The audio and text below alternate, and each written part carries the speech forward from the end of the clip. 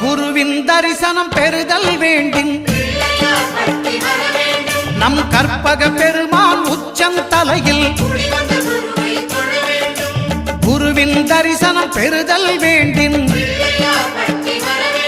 நம் கற்பக பெருமான் உச்சந்தலையில் ஆலமர் செல்வன் அவனது பார்வை தடைகளை நீக்கி வளம் பெருக்கும் நம் கணபதி சிரத்தை காண்கிற மங்கையர் மாங்கல்ய பலமே திடமாகும்